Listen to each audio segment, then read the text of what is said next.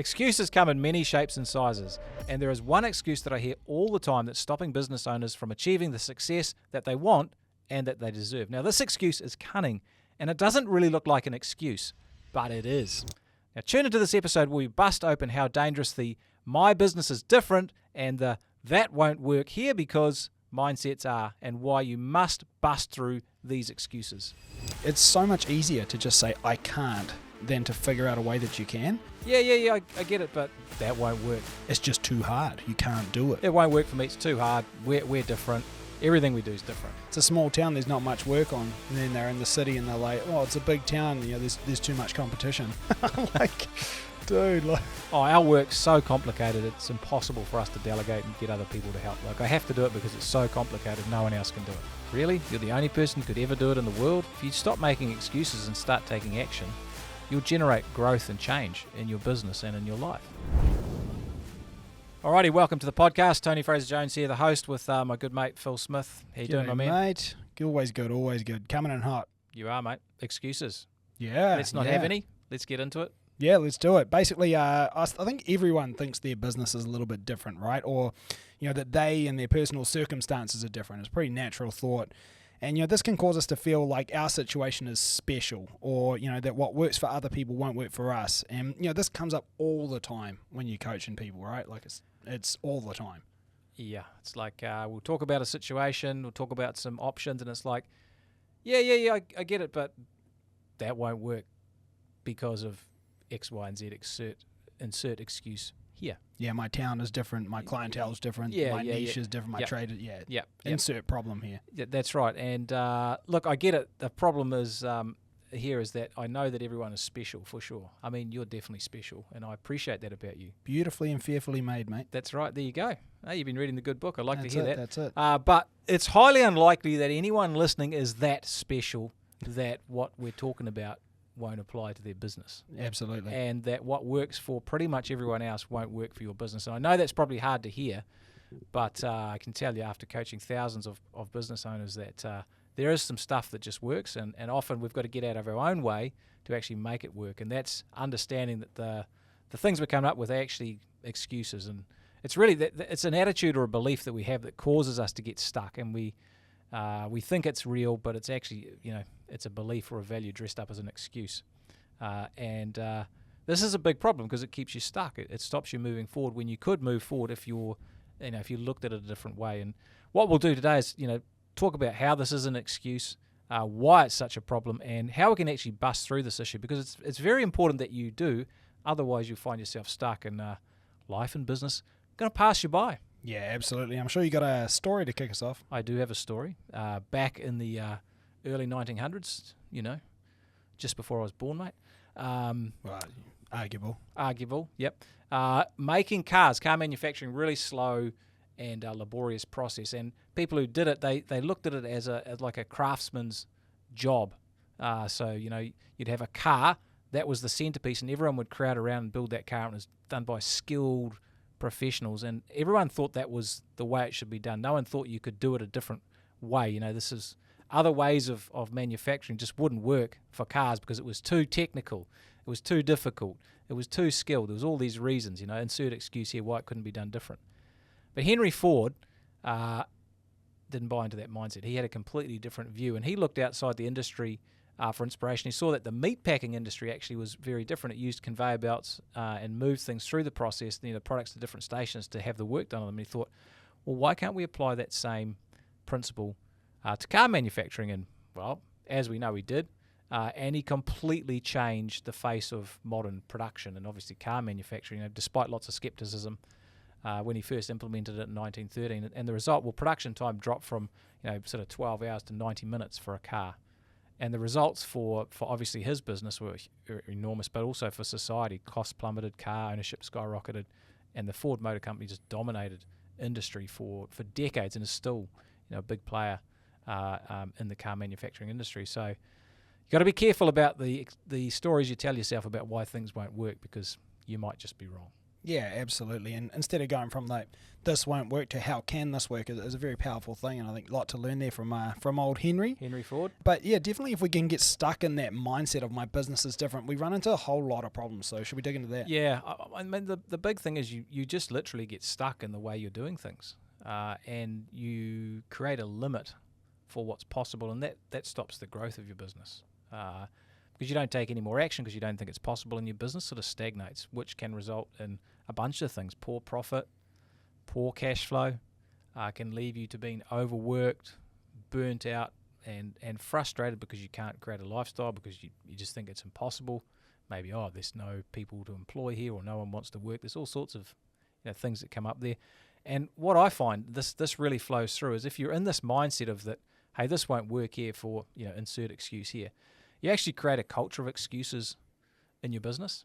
That'll flow down to your team, and they'll sort of be in that passive, life's just happening to me sort of mindset. That builds bitterness and resentment, and you can die lonely, broken, and broke. Sounds like a good way to be. Yeah. Well, it's really serious. It's not good. And just from a practical perspective, you'll miss a bunch of proven solutions that actually would work really well in your business if you just kept an open mind and looked at things, and you end up reinventing the wheel as well. You might, just try stuff from scratch and try and work everything out yourself rather than actually just seeing what other people have done and trying it. So it's a pretty serious problem. We see it a lot, and if you're listening and you're in that position, listen up, because I think this is going to really help. Yeah, absolutely. And on the other hand, if we can break that cycle and smash through that kind of mindset, there's a lot to be gained on the other side. Yeah, it's kind of the flip side of the coin, really. If you stop making excuses and start taking action, you'll generate growth and change in your business and in your life. It's really simple, because you'll try different stuff. Some of it will work, some of it won't. That's fine, but some of it will work, and that'll get you the progress that you want. And so you can increase your profits, your cash flow. You can grow a lifestyle and grow a business that supports a lifestyle. That's massive. That's going to give you a massive amount of confidence. You're like, actually, I can do this. I can make changes. I'm powerful. I'm in control of my destiny. You build a can-do culture in your business. And you get smart. You don't reinvent the wheel. You just figure out what's working for other people, adapt it to suit your situation, and away you go. And life is way, way easier. Because I can tell you, there's very few problems that we've seen in literally thousands of businesses that we've looked at that other people haven't solved. Yeah, absolutely. And a lot we can learn from other people and learn from the past, and then tweak it, make it even better as well. So a lot to be gained. Even when our situation might be different, but doesn't matter. Yeah, that's right. It's always how can I apply it? Well, it's a story rather we than tell. I can't. It's a story we tell ourselves. Absolutely. So should we dig into what this looks like in practice? Because I think some real life examples are probably going to be useful. I think the thing with this excuse of my business is different or that won't work here because is if you're listening, you're probably like, I get that. But you may not really understand how deep and wide this problem actually is. And so, I thought maybe we'll blast through a few, scenarios of where this might play out. And that might help you realize where, and catch yourself where you're actually, kind of taking the soft option and letting yourself off the hook from making decisions. And so, there's a lot of this around pricing and financials. And so an example might be, I can't charge that much because my industry's too competitive. Yeah. Well, how often do we hear that? All the time. All the time. Yeah, or people will see right through my pricing and know what it costs me, and they know that I've marked this up a whole ton, and they'll never go for it because they know it's not worth it. Another one is, look, we do lots of bespoke and custom work, so it's actually impossible to standardize any of the pricing, so that won't work here. Yeah, or I work with like 4 different options of each fitting, so therefore I can't standardize the pricing because the variables are too much. I mean, it's just too hard. You can't do it. Yeah, it won't work for me. It's too hard. We're different. Everything we do is different. That's actually an excuse. Real life one I've had on that is I live in a small town and the biggest business in town is Bunnings, and most people work there, and so they know what all the fittings cost. I'm like, dude, like, firstly, that's just not true, and secondly, like, come on, wake up. Yeah, and so they should buy them and put them in themselves then, That's right, and then you can fix up all the mistakes. Yeah, that's right. Which you can charge you handsomely make a killing. for. That's right. Pay the dumb tax. Yeah, fix the problems your husband created. So pricing is a big area. I could never charge that much because people don't make that much money here. Yeah, absolutely. Well, I can never charge that much because this is a poor area. Or, I can never charge that much because all my people are low-income earners. I don't know, whatever. It's there's so many. The list goes on. Yeah. The list goes on. Yeah. Yeah. Next one for me, my trade is different. People don't want to work in this kind of work. It's too hard, or there's too much danger, or it's too much complexity, it's too long to train for. But basically, my work or my trade is different, and I just can't find people because they don't want to do it. And I always find this one interesting because people work on power lines. I'm like, you couldn't pay me enough money to do that. People clean toilets for a living. I mean, that's hard. I mean, it's hard for different reasons, but. And again, no shade on these jobs, but my point is there's lots of hard work which is difficult. There's lots of hard work which is unpleasant. There's lots of hard work which is dangerous, and there's lots of hard work that takes years and years to train for. And yet people work in those industries. So what's really the difference? But I suppose that one comes up a lot. My trade is different. My trade is different. People don't want to do this kind of work. Or what about nobody wants to live in my area? There's nobody here that I can employ because nobody wants to live here. It's a well, they call it shithole, to use a French word, yeah. But nobody wants to live here. Or another one is all the young people want to work in the city. Yeah, can't get any apprentices. Oh, they're all left to go to the city. Yeah, yeah. You also get that in terms of finding work as well. As it's a small town, there's not much work on, and then they're in the city and they're like, oh, it's a big town. There's too much competition. Yeah. But either way, it seems to not matter where you work. It seems to be bad. That's right. There's insert excuse here. Another one might be, our jobs, they're too unpredictable to schedule. Like, it's impossible to schedule our work. I just can't do it. It's like, I don't know how much time stuff's going to take, etc. No way I can schedule it. We'll just have to, turn up when we turn up. Yeah. Okay, well, maybe. Well, you see this one all the time. I mean, had a plumber, actually, I need to get round to my house recently, and he said, I'll be there any time on Wednesday. And I was like, could you at least tell me maybe morning or afternoon? Any time on Wednesday, and if we're busy, it might have to be Thursday. And I'm thinking, should I take the week off work to just hope that you might come around? It's ridiculous, really. But I would hazard a guess that guy probably thinks something along those lines. Yeah, and I mean, it might be a similar thing as, hey, we've got too many types of work to have a system. We can't systemize this. We can't put processes in place because we just do too many types of work. Yeah, flow on from that is not only can I not systemize my jobs, but I can't systemize anything in my business because this one part is difficult. So that's right. Yeah, it's a sort of flow-on effect too. Yeah, and I mean, people look at McDonald's and think, oh, that's easy to systemize, but I can tell you, when they started out, nobody thought they could do it. Yeah, absolutely. So yeah. What about this one? Cash flow is real hard in my game because the way payments work in my business. I can't have good cash flow because just the way people pay, the times they pay. Yeah, exactly. Too hard. Everybody knows that you do the work, you pay to do the work, you finish the work, and then you wait a few weeks, and then you invoice, and then you wait a few more weeks, and then that's when the client wants to pay. Everybody knows that it's the norm. Yeah, and you've got to chase them up 5 times to get paid. Yeah. That's normal. Yeah, in fact, they're waiting. On the 4th time, they're not going to pay you because they know that the norm is to wait for the 5th time. So that's the right. client's waiting there like, oh yeah, I want to pay, but hurry up, make that last call just so that I know it's time. I can do it now. Yeah, and I mean, a similar one is hey, payments, that's just the industry standard. It's nothing I can do outside my control. I'll just have to, I don't know, pay interest on my overdraft forever and suck it up. Yeah, absolutely. In fact, you have to get a bigger overdraft so you can grow. Next one is my town's too small or too big or too much traffic. There's too much travel. I mean, again, it comes back to that whole thing. My town is different. It's funny how every single person's town is different. And don't get me wrong, there are differences with every town. But, if you're in a big town, there are benefits and difficulties in a big town. There are benefits and difficulties in a small town, and some of them are the same, some of them are the complete opposite, but one is not better or easier than the other. They're just different. That's right. And it's funny how everybody's town is completely unique in their own mind. That's exactly right. And another one that I find is our work's so complicated, it's impossible for us to delegate and get other people to help. I have to do it because it's so complicated, no one else can do it. Yeah. How many times have you heard that? Flippin' heck. That sounds painful to me, but it's definitely something that people believe.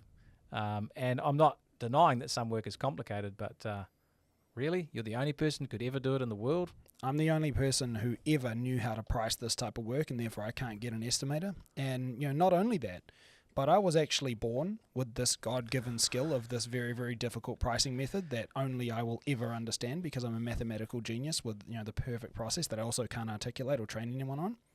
It's a gift. I think you're being a little sarcastic. You'd be surprised. I Oh, think. no, I wouldn't, because I've done this. And to be fair, I've done it too, right? You know, like you have jobs that you do, and you're like, I don't know how anyone else could do that. Like, I'm just good at it. And the hard part with that is it's like you weren't born with that. You learned it. You learned it from somewhere or someone, and so someone else could learn it too. But we tell ourselves the story of like, I'm not really sure how I do this, and therefore I can't teach someone else, right? It's just kind of the way it goes. There is another one, which definitely has some challenges, but it's still an excuse. My business is seasonal. Oh, I love that one. It's, I'm selling aircon units, and it's super busy during the summer when it's hot, and no work during the winter. Or, if you live in a cold area up north, it's like, well, we got to shut for 6 months of the year. We can't do any work. We can't dig into the ground because it's frozen. Yep. Okay, I get it, but there's a solution to that as well. Yeah, it's not that it's untrue, but you're seasonal by choice in that way. I mean, like you're telling me, and this is what I suppose the story they're telling to themselves is, there is no possible way that the skill sets within my business and the abilities of my team could add any value to any particular possible client in the off season of our core work. It's not possible, which I think we'll find might not be true. That's right, and I think the thing with all of these they are legitimate challenges. And they can make your business somewhat difficult at times. But if you just say that's the way it is, it's actually an excuse, because it means that you're saying any change, any progress, anything to make the situation better is outside of my control. Well, that's the key. It absolves you of the responsibility to adapt.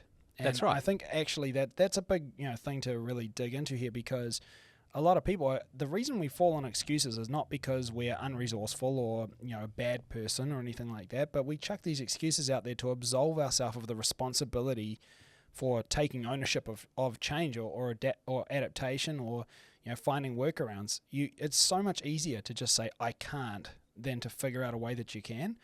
And it means that, rather than having to figure something out and try it and potentially fail, or, maybe you try something and it works, but it adds some complexity and then you got to figure that out. Instead of having to go through all of that difficulty, you can just rest on it's not possible and feel better about yourself. Like in the short term, it does feel better, but it's kind of like pissing in your pocket to stay warm. Eventually it cools down, and now you're cold and you have a pocket full of piss, which is not ideal. No. And the thing is, well, she said it feels good in the very short term. It condemns you to a life of poverty, poor profit, frustration, and disappointment in yourself as well, and that's not good. And really, what happens when you make what is an excuse? I'm not saying it's not perfect and simple, but it is an excuse, because there is nothing really in life that there's in this situation that you can't do something about. There is always some way you can improve the situation, and by just saying, "Oh, I can't do anything," you give your power away. You're just kind of saying, "Oh, life's not fair, and life's just sort of giving me a bad hand." Well, that's just ridiculous, because it's not true. And we've talked about this on the pod before, and it's really understanding, and this is critical to success in life, business, relationships, wherever whatever field of play you're talking about, is to understand, what's going on above and below the line. And if you operate below the line, that's where you do make excuses, you blame people, and you act as a victim. It's like life's happening to you. There's nothing you can do about it. There's nothing you can change. You can't control anything. And so that's where you become a victim. And when you use this as an excuse, you're basically the victim of your circumstance. And victimhood just leads to despair. Yeah, absolutely. And it's not a good place. Yeah, and well, on the other side, if we're getting above the line, pretty good benefit. Well, right? well, above the line is a completely different look at things. It's where you take ownership of your results. You're responsible for your actions, and you're accountable for them. In a sense, you are steering the ship that you have. And when you operate like this, that's where you control the controllables. You actually, make the changes that you can in the situation that you're in, even if it's a bit tricky. And so, if we think of a few examples, like there's no young people in my town. Okay, well, it may be that your town, people do drift away from there to the cities for the bright lights and whatever else. And, that happens. And maybe you do struggle to attract young apprentices. Okay, that's fine. Well, what's the upside? Well, it's probably like, as an example, if you're above the line, maybe, house prices, property prices are probably reasonable. It's probably a bit quieter. It's probably actually quite a good place for, maybe people who are not young, maybe they're in their 30s, late 20s, 30s, 40s to raise families. Yeah. And so you could probably attract people of that era to come and work. Or maybe instead of training young apprentices, you can retrain adult apprentices because there's not that many opportunities in that town. You can give them an opportunity, and you've got this different way of looking at it that can actually be really beneficial for you. Yeah. That's how someone operating above the line would look at it. Someone below the line would say, it's too hard, I can't find anyone, I'm just going to have to do it all myself. Yeah, well, another way you could look at that is all the young people want to live in the city and I live in the country. Young people don't want to live here. It's like, that's cool. It means you should have a whole bunch of mature people that are more grounded and not going to bugger off all the time because they're happy living here and they're probably more experienced. Put some roots down already. So the people in the city are like, all I'm getting applying is these young apprentices with no experience. And it's funny how they see exactly the same situation, but they only see the negative side of their coin as well. It's almost like this coin has no tails. No matter how you flip it. I mean, if you look at the city one as well, I mean, again, flip side of that, you get people who are in the small town, like we said earlier, and they're like, well, it's a small town, there's not that much work on.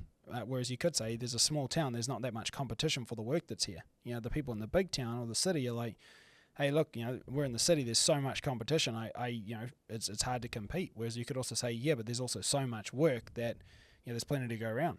So it's funny, it's a different side of the same coin, right? Yeah, well, there's another classic one that we see is, if you're in a smaller town, people are like, oh, well, it's really hard to grow my business because there's not more, there's not that much work. And so what we've talked to many of our members about and seen lots of people do successfully, rather than just saying, well, I'm just a plumbing business, for example, they were like, okay, well, I've got these plumbing clients who are good clients, but they've got all these other needs. They need some electrical work done. They need some chimneys cleaned. They have some hardware requirements. It's like, okay, well, instead of just being a plumbing business, we're going to be the business that serves these clients, home service needs. And so they create like a home service company. Yeah. And they can love all those needs the client has and build their business that way. Yeah, I've got a boardroom client at the moment. He started his electrical business, but he does electrical. Then he got into home automation. He does HVAC. He does security, and he does solar. So basically, any of those kind of needs, it started off as just come around and do some electrical work, but basically he can kit out your whole house with anything you need. And so, yeah, it's a small town, but he gets a ton of work. And not only that, but it's differentiated him against other electricians. Why get this guy around who might be able to do some stuff versus this guy who it doesn't matter what's going on, he's the guy. Yeah. And then the flip side of that, the person in the big city is like, well, they don't have to do that. They can actually niche really tightly, and maybe they just do hot water heating systems. That's all they do. But the market's so thick in that area that they can really target on that and drill down and make that their thing. And become a specialist and charge a higher rate and become very, very efficient, get better systems, really, really tight training of the team. So there's benefit to that too. But point is, it doesn't matter where you are. You don't just have a disadvantage potential, you have an advantage potential as well. And so it's being able to see it on that other side of the coin. That's exactly right. And I think what the point here is, if you allow yourself to buy into the excuse that your situation is different and this won't work here because whatever it is, that actually leads to you giving up opportunities for profit, lack of growth. Your team will get frustrated. You probably won't hire people. Stress goes up, and you're left basically having a small operation running around trying to do everything yourself because of the excuses you told yourself about what's possible and what's not. Yeah, absolutely. And I think the whole key there is just, again, you're missing those things because you're only seeing it through the lens of I can't because, rather than how could I, or what could I do, or how could I work with this, and that's really the key. So should we discuss how to move forward? If you catch yourself actually making this kind of excuse and you're in that mindset, what do we do about it? I think it's a relatively simple fix. The first one is being aware of it, and hopefully by listening to some of the examples today, you've figured out, where am I doing this? And there'll be other ones as well for sure. But the most important thing is to think about, how can I be above the line? How can I take responsibility and action that will help me move forward, no matter how small? And that's really about controlling what you can control. That's the key to success in business and in life, and to feeling good about what you're doing. Figuring out your situations, what's something I can do to actually move the needle forward on that? Yeah. And that could be very small. Here's an example. Let's say you're in a really price competitive industry, and a lot of the prices you're getting from your contractors or your clients, builders, whatever they are relatively fixed, and there's not a lot of wiggle room there. Okay, that's frustrating. But what's the opportunity? I can actually, for example, what I can control is I could become a gun at creating a team that is incredibly productive. Yeah. So I could just drill down on the productivity of the team, the training, the systems, streamlining all the material ordering, all the pricing, everything. Get it so streamlined that even though my pricing is not quite where I want it to be, I can create margin because I'm way more efficient. Yeah. And I could create a competitive advantage that other people don't do. That's a way of controlling what you can control rather than just giving up and saying it's too hard. It won't work here because of whatever. Yeah. So I think that's important. Well, another example of the same thing. I mean, people who say, "Hey, my trade is different. People don't want to work in this kind of work." Example we gave earlier. If you can control what you can control, you say, "Well, hey, look, I can't control more people wanting to do it, but what I can control is that, I can notice, hey, not many people want to do this trade. It's not a high demand, sexy trade to be in. Cool. That means less people are in this, which means that the demand for this type of work probably exceeds the supply of tradesmen that actually are in there. Which firstly means I'm going to have less competitors, which is great for me actually getting clients. Secondly, is it means that I can probably charge a premium for the service that I offer because there's not many people running around doing this. So it's not like you have many other options. This is a scarce resource, is people that are able to do this type of work because people don't want to get into it. Which means that for every hour that my tradesmen are on site, they're probably earning more than that trade who, is plentiful, where there's just heaps of people running around wanting to do it. And so actually I'm in a more profitable trade because people don't want to do it. It's just flipping the lens there. Yeah. And, let's say, for argument's sake, you were in a really difficult situation. There was actually nothing practical that you could actually do about the business situation you're in. Well, you're not a tree, Like, you can actually move as well. Yeah. Like, you can move town, move city, you can set up in a different location.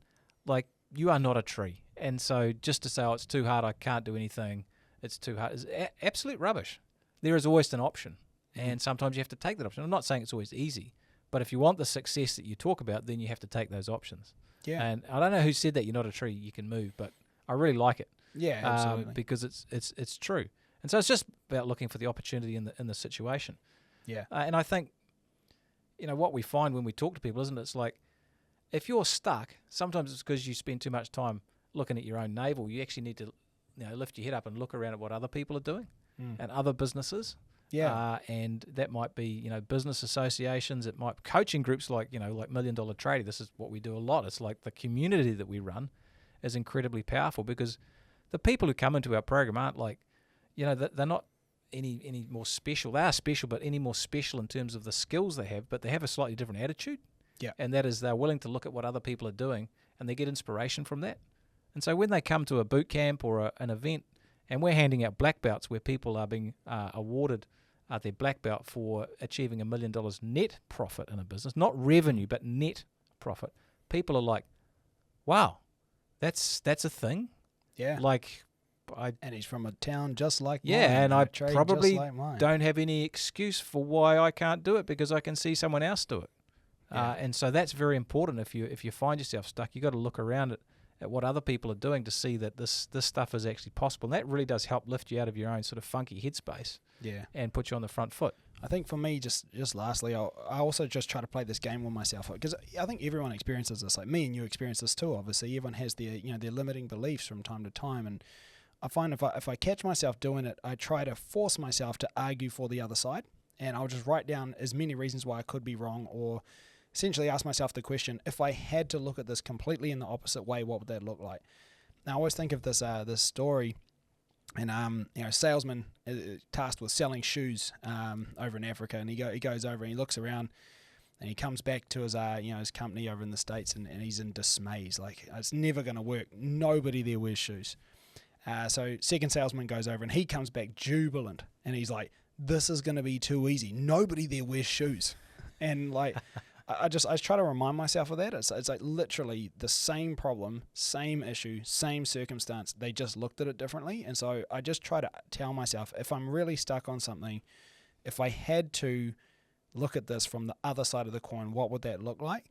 And you'd be surprised how easy it is sometimes. Like sometimes you feel like you're taking the mickey out of yourself doing it until you reread what you wrote, and then you go, actually, that makes a lot of sense, and that could be true as well. So yeah. I find that really helpful. It's a good story. It's a good story. Anyway, should we land this plane? Let's do it. So the "my business is different" comment is really just an excuse by another name that stops you as a business owner taking the action that you need to improve your situation. Now, if you buy into this excuse, it will rob you of the success that you want and that you deserve. And the key to moving through challenging times is to control what you can and keep taking action no matter how small it is, and that will improve your situation. Thanks heaps for listening. We'll catch you all again next time. See you later. Congratulations on being part of a select group of savvy business owners who are taking their businesses to the next level. And to help you on your journey, don't forget to check out our show notes for a copy of our free book, The Profitable Tradie, and other valuable resources. Thanks for being a part of this special group, and we'll see you in the next episode of the Profitable Tradie podcast.